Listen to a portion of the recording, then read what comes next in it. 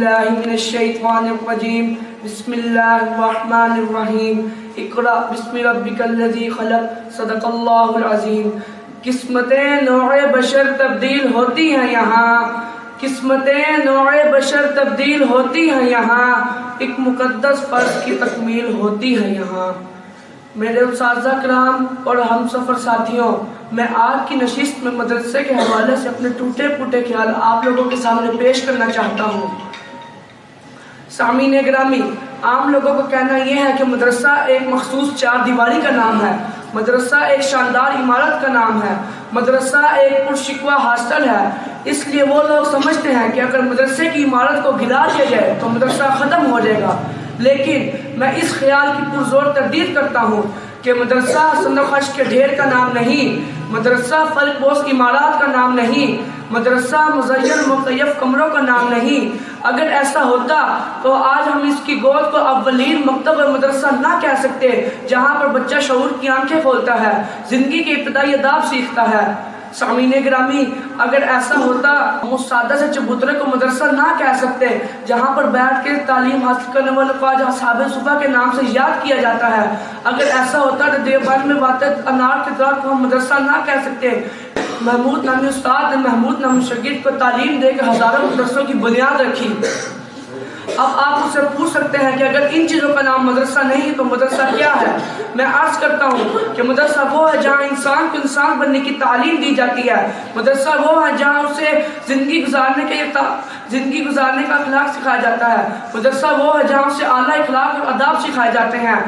یہ مقاصد اگر ماں کی گود میں حاصل ہو تو مدرسہ ہے، فصل و خشاک کے جھونپڑے میں حاصل ہو تو مدرسہ ہے، صحرا کے سناٹے میں حاصل ہو تو مدرسہ ہے، شہر کے ہنگاموں میں حاصل ہو تو مدرسہ ہے، اور اگر یہ مقاصد شاندار عمارت میں حاصل نہ ہو تو مدرسہ نہیں ہے۔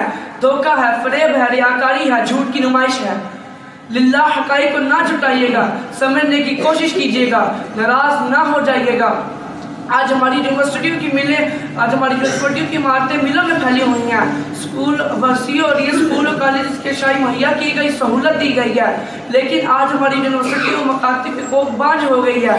یہاں سے زمانے کا رخ بدلنے والے محققین، ریسرچ کا حق ادا کرنے والے انقلابی اور دین کی طرف پیدا نہیں ہو رہے، بلکہ میں کس زبان سے کہوں، کس حوصلے سے کہوں، یہاں سے فلموں کے ایکٹر، ہیروئن کے تاجر، جھوٹے وعدے کرنے والے سیاستدان اور قتل کے پجاری پیدا ہو رہے ہیں۔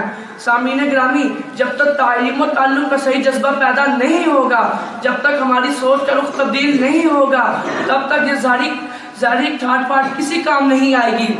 جب استاد شاگرد کا رشتہ استوار ہوتا ہے، جب طالب علم اپنے آپ کو طالب علم ہی سمجھتا ہے، تب علم کا نور پھیلتا ہے، انقلابی ہوا سازگار ہوتی ہے اور آفاق سے زمین تک تبدیلی آتی ہے۔ پھر ایسے انسان پیدا ہوتے ہیں جن کی مثال لانے سے زمانے قاصر ہوتے ہیں۔ سامعین گرامی، اپنے عظیم نبی صلی اللہ علیہ وسلم کی اس درسگاہ کو یاد کیجئے جس میں جرنیل بھی تھے، سپہ سالار بھی تھے، حکمران بھی تھے، فقہا بھی تھے، صفحاء بھی تھے۔ یہ سب اسی مدرسے کے تعلیم یافتہ ہے جن کے پاس شاندار عمارت نہ تھی، کتابوں کا انبار نہ تھا، تحقیق کے مراکز نہ تھے، لیکن حصول علم کا جذبہ تھا، علم کی طلب تھی، استاد کے دل میں محبت و شفقت تھی، تلامذہ کے دل میں حقیقت و عظمت تھی۔ اگر آج یہ چیزیں ہمارے اندر بھی آ جائے تو یقین جانیے ماں کی گود مدرسہ، مسجد کا حجرہ بھی مدرسہ ہوگا، جہاں صاحب علم بیٹھے گا مدرسہ ہوگا، جہاں ساقی ہوگا وہاں مکانہ ہوگا، جہاں شمع وہی پروانہ ہوگا۔